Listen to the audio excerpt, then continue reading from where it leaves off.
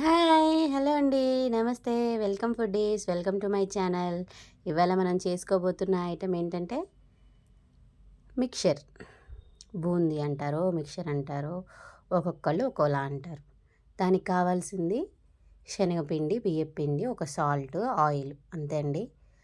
మనం ఎంతైతే శనగపిండి తీసుకుంటామో దాంట్లో కొంచెం సగం, ఇప్పుడు నేను 2 కప్పులు తీసుకున్నాను కదా, ఒక అరకప్పు లేదా కప్పు బియ్యపిండి. ఎక్కువ క్రిస్పీ కావాలనుకుంటే ఒక కప్పు తీసుకోండి.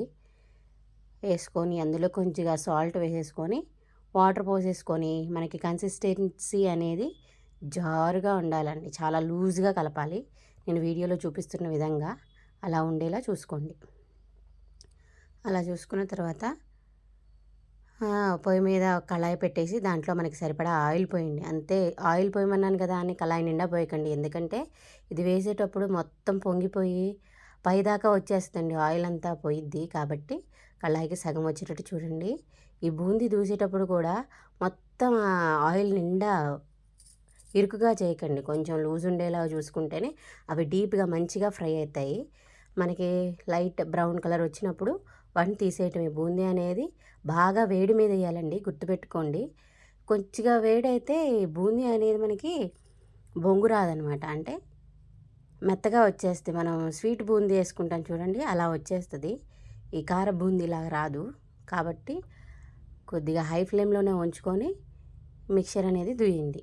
మనకి చిల్లులు గిన్నె కానీ చిల్లులు గంటె కానీ ఏది అవైలబుల్గా ఉంటే దాంతో చేసుకోవచ్చండి. అలా కొంచెం లైట్గా బ్రౌన్ కలర్ వచ్చేసింది. ఇప్పుడు తీసేసి వడకట్టి గిన్నెలో వేసేయండి.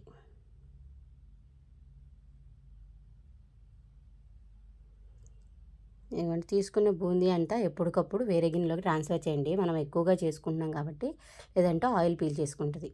ఇప్పుడు మనకు కావాల్సింది దాంట్లో మిక్చర్లో మనం కొద్దిగా కారపూస కానీ లేకపోతే కొద్దిగా ఐటమ్స్ ఉంటాయి కండి, దాంట్లో యాడ్ చేసేయి. కారపూస గిద్దెతో మనకి డిఫరెంట్ షేప్స్ ఉంటాయి కదా, ఏ షేప్ కావాలంటే ఆ షేప్తో చేసుకోవచ్చు. దానికి కొద్దిగా బియ్యపిండి, కొద్దిగాను శనగపిండి కలిపేసి ఇలా చపాతీ పిండి ముద్దలా వచ్చేలాగా చూసుకోవాలి దీన్ని.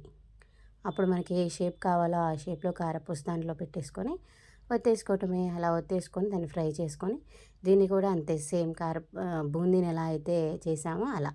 ఇప్పుడు మనకి సన్న కారపూస అనేది బాగుంటుందండి, మిక్చర్లో చాలా బాగుంటుంది. కాబట్టి సన్నది త్వరగా కాగిపోద్ది. కాబట్టి స్పీడ్గా తీసేయండి, లేకపోతే ఎర్రగా మాడిపోద్ది. నెక్స్ట్ మనం వేసుకున్న ఐటమ్స్ ఏంటి, జీడిపప్పుని కూడా త్వరగా వేయించేసుకోండి. నెక్స్ట్ పచ్చెనగపప్పు, దీన్ని మీరు ఏమంటారో తెలియదు, పుట్నాల పప్పు. నెక్స్ట్ శనగలు, ఎల్లిపాయలు, ఆల్రెడీ గ్రైండ్ చేసి పెట్టుకున్న ఎల్లిపాయలను కూడా లైట్గా ఫ్రై చేసి అందులో వేసేయండి.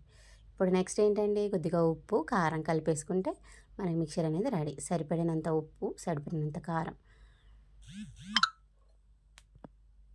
వేసుకొని వాటిని బాగా మిక్స్ చేసుకోవాలి. ఇందులో ఒక ఐటమ్ మిస్ అయినది ఏంటో చెప్పుకొని చూద్దాం. అదేనండి కరివేపాకు అవైలబుల్గా లేదు.